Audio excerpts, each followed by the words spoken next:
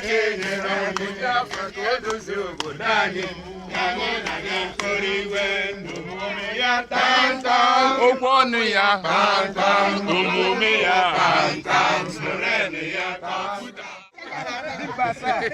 pay our federal government as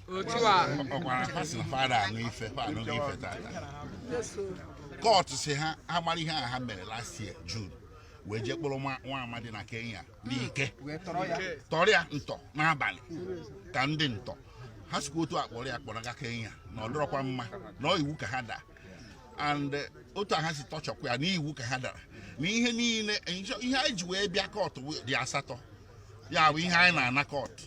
Even in our court, the Shire. One who come near Kusikable, Hakwachia Kenya. All here court to Hakwachia. So I'm hoping they will obey. What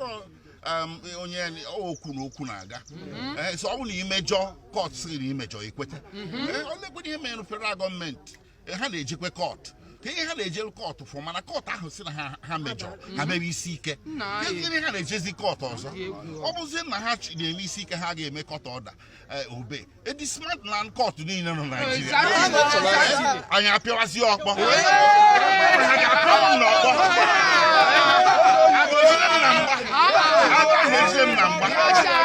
American trade lawyer. Court can respect. I respect a court.